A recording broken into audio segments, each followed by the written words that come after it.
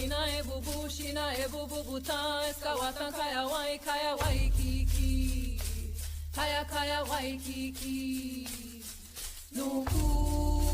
ranu e bubu buta eskawatan kaya waikiki kaya waikiki. Hola mi linda gente pagana de YouTube, bienvenidos una vez más a este su canal Los Hermanos Elementales. En esta ocasión vamos a tratar sobre un tema un poco controversial y es acerca de la vida del Jesús y el paganismo. A lo largo de la historia se han gestado 1001 leyendas acerca de la vida de Jesús. Como sabemos, en la Biblia no da mayor información desde que es niño y de ahí aparece como un adulto. Entonces esto ha creado un misticismo muy grande y hay muchos escritos, muchos libros apócrifos pues que nos dicen un poco acerca de cómo vivió Jesús, qué es lo que hizo. En realidad hay muchas cosas muy interesantes que ver y también los parecidos que pues tiene sin duda alguna Jesucristo con los otros avatares que han existido, y todo eso lo vamos a analizar en este video. Primeramente, antes que Jesús han habido muchos otros dioses de otras culturas, pues que igual han sido denominados el Salvador de esa época, el Mesías, y vamos a comenzar desde el antiguo Egipto hasta la época de Jesús. En realidad hay algunos avatares que han existido incluso miles de años antes que Jesucristo y que han cumplido las mismas profecías, como nacer de una virgen, morir crucificado, resucitar. Entonces eso nos hace ver que pues debemos mantener nuestra mente abierta a todo, y sin duda alguna Jesucristo fue también un gran maestro, no digamos esto, pero también nos deja pensar que las enseñanzas pues venían de otras culturas también, de tiempos más antiguos. Sin duda alguna, Jesucristo predicaba cosas fuera de lo común, de lo cotidiano en su época, no tenía nada que ver, y si analizamos su doctrina de amor, de tolerancia y de respeto, pues no tiene nada que ver con eso. Más bien, parece ser que Jesucristo nos estuviera dando enseñanzas del lejano oriente, de la India, de China, del Tíbet. Hay historias de que Jesús, después de estar en el desierto, viajó de hecho a la India y fue iniciado en la India. Hay otros que dicen que fue iniciado en una pirámide, en una de las pirámides de Egipto, que fue budista, y en fin, siempre mencionan a Jesús estudiando doctrinas muy distintas y muy alejadas de donde él estaba, por lo que sin duda alguna tenemos que prestar atención a estas señales también. Entonces vamos ahora a remitirnos a la historia y vamos a ir viendo cómo es que este Salvador obtuvo estas enseñanzas tan magníficas que lamentablemente no ponen en práctica los seguidores de él hoy en día. La leyenda egipcia de Horus es muy similar a la de Jesús, pero muchísimo más antigua. Si se remonte a varios miles de años antes de la historia de Jesús, él nació de una virgen, Isis. La fecha de su nacimiento más o menos el 25 de diciembre en una cueva. El parto de Isis fue anunciado por una estrella. Fue atendida por 3 hombres sabios. De niño fue prematuro maestro en el templo. Fue bautizado a los 30 años de edad. El hombre que lo bautizó se llamaba Anup, el Bautista. Tuvo 12 discípulos. Llevó a cabo muchos milagros y resucitó a un hombre llamado el Azar-Us. Caminaba sobre las aguas. Se transfiguró en una montaña. Fue crucificado, enterrado para posteriormente resucitar. Se le conocía como la luz, el Mesías, el ungido, el Dios, el Hijo del Hombre, el buen pastor, el Cordero, la palabra, etc. Se le relacionaba con el Cordero, el león, el pescado. Se llamaba fonéticamente como Crest, el primer ungido. El dios Mitra. La historia de Mitra, el dios persa, precede al mito cristiano 600 años. Era muy difundido entre las religiones paganas y tiene grandes similitudes con Jesús de Nazaret. Nació de una virgen el 25 de diciembre. Fue considerado el profesor que viajaba. Tenía 12 discípulos. Realizó muchos milagros. Fue enterrado en una tumba y después de 3 días resucitó. Lo llamaban el buen pastor, la manera, la verdad, el redentor, el Mesías. Fue asociado con el león y el cordero. Su día sagrado era el domingo, llamado Día del Señor. La fiesta principal de Mitra es la Pascua. La religión también tenía una cena o Eucaristía. el dios Krishna. Es uno de los numerosos avatares, encarnaciones del dios Vishnu. Su nacimiento podría estar situado en el 5581 a.C. La semejanza entre el dios indio Krishna y Jesús de Nazaret son más que asombrosas. Su nombre Krishna y Cristo pues también son similares. Nació de una madre virgen llamada Devaki y su padre carpintero. Su parto fue asistido por ángeles, pastores y hombres sabios que le entregaron como regalo oro, mirra e incienso. Fue perseguido por un tirano que asesinó a miles de niños. Era de ascendencia real. Fue bautizado en el río Ganges, hizo milagros y maravillas, resucitó a los muertos y curó a leprosos, ciegos y sordos. Predicaba en parábolas enseñando la caridad y el amor. Vivía pobre y quería a los pobres. Se transfiguró frente a sus discípulos.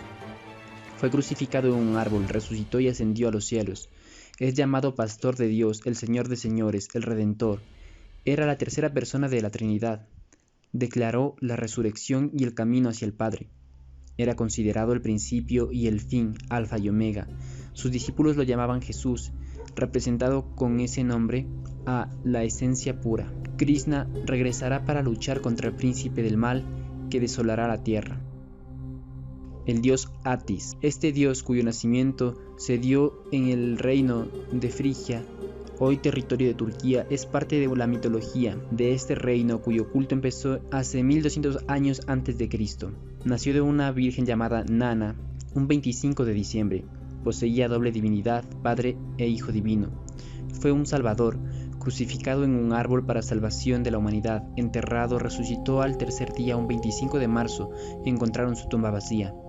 A sus discípulos bautizó por su sangre, de tal modo que sus pecados fueron lavados y sus seguidores se declararon haber nacido nuevamente.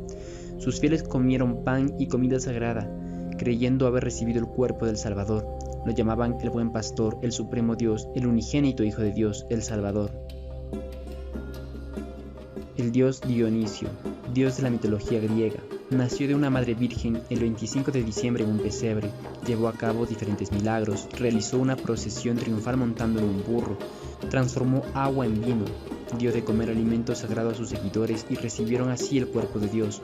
Resucitó de entre los muertos un 25 de marzo. Es identificado con el símbolo del carnero y el cordero.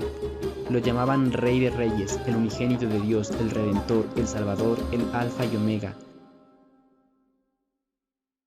También está Tamuz, hijo de Semiramis, que es la segunda personalidad del rey Nimrod. Tamuz nació de Semiramis siendo ella una virgen, porque su esposo había muerto. Tamuz es reconocido como el dios Sol, el Alfa y Omega, el Hijo de Dios.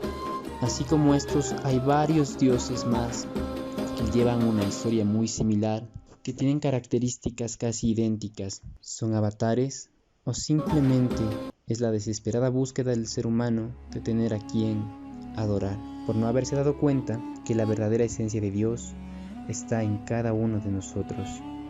Somos creadores y somos los tejedores de nuestro destino. El mencionar a estos dioses y las reseñas de sus vidas parece sacados casi de un calco original.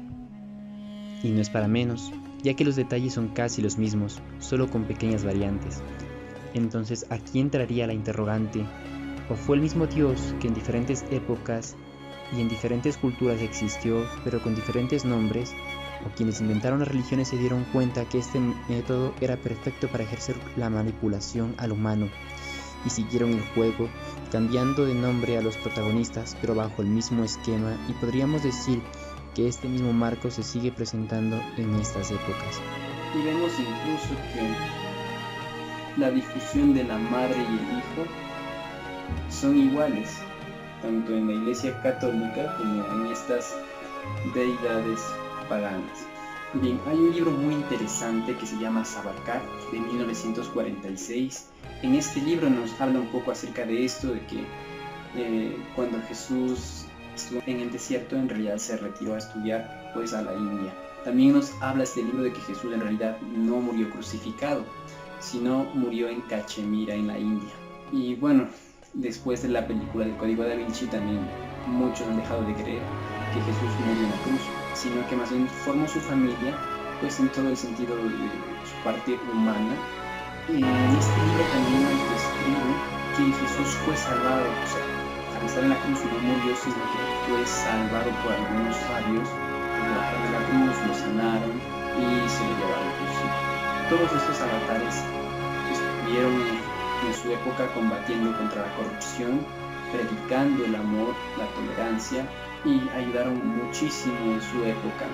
Hay muchos registros también de algunos de esos avatares, registros, como les dije, más antiguos que la Biblia. Entonces, ¿por qué la historia de Jesús es verdadera y la de los demás avatares no? Si fueron incluso antes que Jesús. Pues la iglesia da una magnífica respuesta, y es que dice que Satanás, el diablo, Lucifer, plagió la historia del Salvador con anticipación, y pues que por eso existían otros salvadores para confundir a la humanidad.